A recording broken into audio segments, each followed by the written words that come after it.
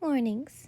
Mention of nudity, gore, fighting, an intended wrong Greek mythology description. Spider's POV.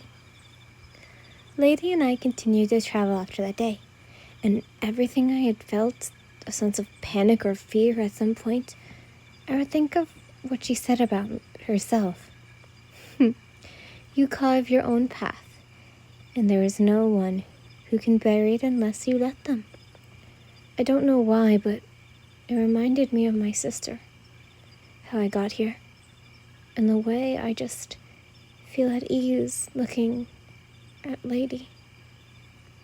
She never seemed to be bothered at anything. But as of late, something had seemed to be on her mind. She's almost always staring off into space when we finally rest for the day, or when we walk. She just seems out of it. It all started after that day too. Orion. I turned my eyes towards my lady, aching me out of my thoughts to meet her eyes. Orion had been the name she had given me. It was a while ago, a night where we were on a mission that had dealt with us long into the night. You know, Orion suits you. Lady spoke as she spied from the tree along with me. We had been waiting for hours for one of the wagons to stroll by. Inside was stolen goods from the near village that had been crossing borders. Why is that? I asked, mostly in a whisper. You had looked over towards me with a smile. I don't know if you've ever heard of the tales beyond this continent, but he was a great hunter, and after his death, his soul was fused with the stars. I watched as he paused. He was never wanted, but found others who loved and cared for him. That wasn't his family. You inched closer, making me want to move back, but my body didn't. You are wonderful at hunting, and you are as bright as the stars themselves. I was shocked. I didn't know how, but your smile had seemingly grew in size. At that time, I thought that was why you had been so out of it. But now that we continued, it didn't seem like it anymore. I found a spring. Come on so we can get cleaned up. Placing your hand on your lips as you waited for me to start your way, turning as I closed the distance. What do you want me to do then? I can't really get dirty, and yes, I know your fur isn't good with water. I puffed out my cheeks. I could hear the small ripples of the water as we continued to get closer. The moon had been reflecting off the surface as the water moved. Then, could I wash your hair? You stopped for a moment, turning towards me with a questioning look. What is it with you and my hair? You lightly giggled, tilting your head as you did so. I don't know, I paused as I shrugged my shoulders. I really don't have a reason. I sighed, looking away as I did. You had only smiled, lightly shaking your head as you did so. All right, but no peeking until I say so. You pointed towards me with a huff, and I quickly nodded, turning away as you walked over towards the water. And with every small light that we had, it still seemed that I could see everything, hearing the sound of water that rippled across your body until it came calm. All right, I'm ready. I turned, seeing your body turned away from me, but your head looking right at me. Walking over, I sat down, sitting down on the rocks just above the water, with my legs dangling into the water. Your back bare as my feet stayed on either side of you, noting your bag being right next to us. It was just us in the wind, quiet, only the sound of ripples of water. Where did you travel? I spoke, feeling uneasy with the silence. I'd travel where I was needed, you hummed. I used to travel the sea. My eyes sparkled at that. But first I traveled in the holy lands of science and religion.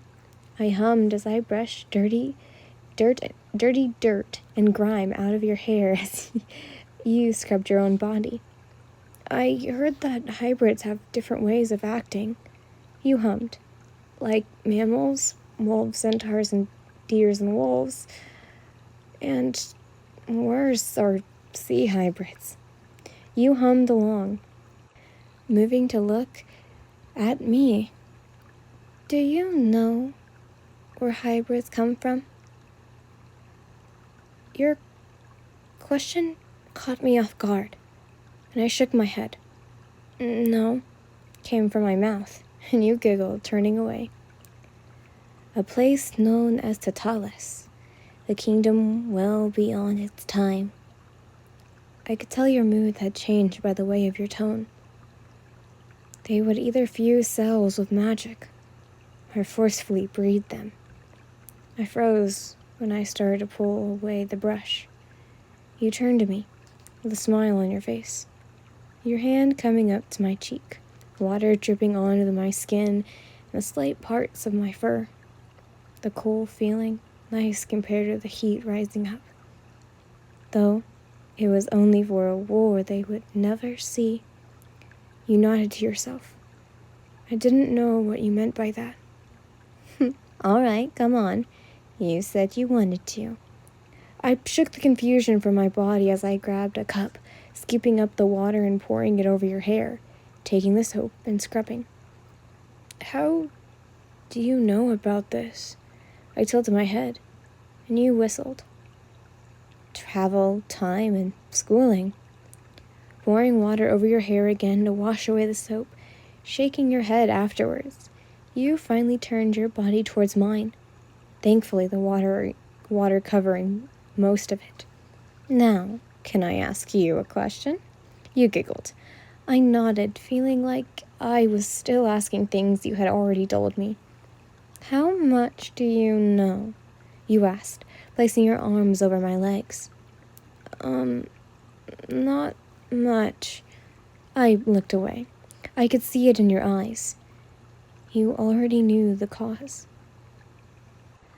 I'm not saying you are dumb or stupid, you lightly giggled. Questioning the world is a sign of smartness. You poked at my forehead. Don't think you're dumb. You smiled, making me nod along with you. I don't know why, but seeing that smile on your face, hearing your giggle, your voice, even the sound of your slight snores when you slept, I know it was weird, but it comforted me. Like letting me know I was not alone. Letting me know that you were there even if I slept. Meeting my guard down to remember everything ago. Did you set up camp? Nodding to your words, I was taken out of those thoughts yet again. All right, I'm gonna dry off and get dressed. I nodded, taking my legs out of the water and standing up. Oh, supper also should be ready. You nodded, turning away to leave. I could hear the sound of water ripple as you left, the movement of your bag until nothing. Silence. To the crickets, to the crackles of the fire. I bent down, checking the pot that was over the flames, and I nodded to myself with a smile. Yes, perfect. After traveling from the next town we had been at, you had bought a cooking book for me, well, for the both of us really, but I ended up using it more than you did. I liked it though. The smell, the praise you gave me, the taste, the warmth that spread through my veins. I enjoyed it. Pouring out a bowl for myself, and then you and I heard your footsteps coming. It smells good.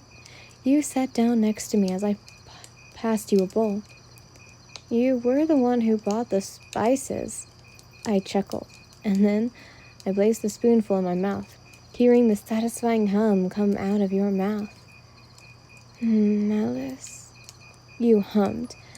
I looked over towards you to see you were looking at me.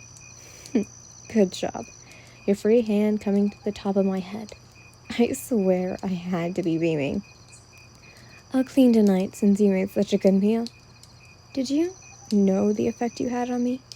Were you doing this on purpose to me? I nodded, looking away, hoping you didn't see the blush sneaking its way up my cheeks and ears. Finishing my bowl, I stayed, just enjoying the night as you cleaned.